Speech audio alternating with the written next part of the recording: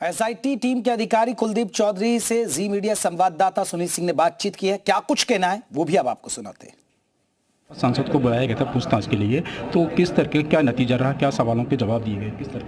देखिए, जैसा कि एक प्रोसीजर है, वो बयान दर्ज किया जाना था, उसी क्रम में बुलाया गया था और आज उनके बयान दर्ज किए गए। सर, कितनी देर पूछताछ चली उनसे? तकरीबन 3 घंटे के करीब पूछताछ कितने चली। सवाल किए गए? बहुत सारी चीज़ें हैं, बहुत सारी चीज़ों को पूछा गया है। उसमें कुछ ऐसा कोई पर्टिकुलर कोई ऐसा नहीं कि कितने सवाल किए। जो तमाम बिंदु थे, जिन बिंदु पर इन्वेस्टिगेशन चल रही है, वो सब के बारे में पूछताछ। उनका जो बड़ा आरोप है वो काफ़ी चर्चा में है कि वो समय बेंगलुरु में थे, एक ऑडियो उनकी वायरल भी हो रही है। बताया जा रहा है कि उन्होंने ये कहा था सदर से कि आप हटा कीजिए। क्या इस सवाल का भी उन्होंने कोई जवाब दिया? नहीं, सभी चीज़ों के हमने जवाब उनसे पूछे हैं। सभी चीज़ें इन्वेस्टिगेशन में हैं और मैं समझता हूँ कि वो अभी गोपनीय चीज़ है, दस्तावेज इन्वेस्टिगेशन है, तो उसके बारे में भी कहना ठीक नहीं है, क्योंकि इन्वेस्टिगेशन अभी चल रही है और जब इन्वेस्टिगेशन हमारी कंक्लूड होगी तो सारी चीज़ों के जवाब मिलेंगे। क्या सुनिए, आगे भी बुलाया जाएगा? अभी इस बारे में कुछ नहीं कहा जा सकता।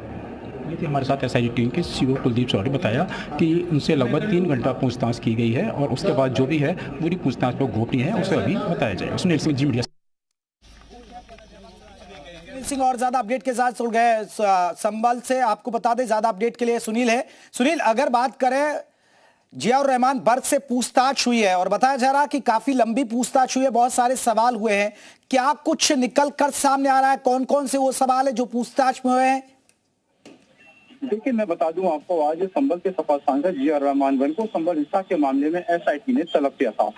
सपा सांसद लगभग ठीक 11:15 बजे यहाँ पर नकासा थाने पहुंचे थे। हालांकि उनको सदर कोतवाली में बुलाया गया था, लेकिन उनका ये कहना था कि मेरा इलाका दीपक सराय नकासा थाने में आता है, इसलिए वो नकासा थाने पहुंचे थे। लेकिन इसके पीछे बताएं, बड़ी अहम बात यह है कि चूंकि सपा सांसद को अपने ऊपर शिकंजा करते जाने का डर था, इसलिए वो लगभग 2 दर्जन से अधिक वकीलों की फौज के साथ नकासा थाने में पहुंचे थे।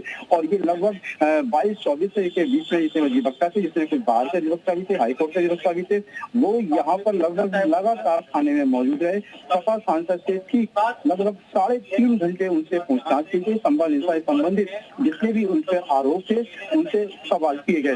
जैसा कि हमने एसआईटी की टीम में जो शामिल है, सीईओ कुलदीप चौधरी, उनसे पूछताछ की तो उन्होंने हमें बताया। सुनिए, अभी ये पता चल पाया कि आगे भी बुलाया जाएगा?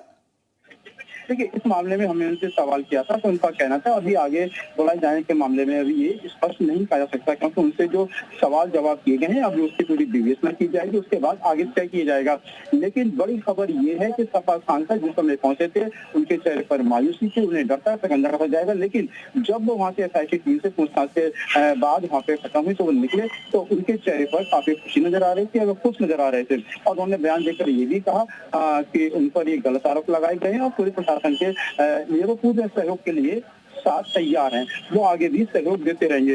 लेकिन फिलहाल जिस तरीके के कयास लगाए जा रहे थे कि सपा सांसद पर आज शिकंजा कसा जा सकता है और जिसके मद्देनजर सपा सांसद वकीलों के साथ पहुंचे थे, लेकिन जिस समय वो बाहर निकले उनके चेहरे पर काफी एक तरीका देखा जाए तो वो रिलैक्स नजर आ रहे थे, खुशी नजर आ रही थी और वो हाथ हिलाते हुए जा रहे थे। और उन्होंने ये भी कहा कि फिलहाल उन्होंने जो भी उनसे सवाल किए गए थे उससे एसआईटी की टीम को जवाब दिए गए हैं।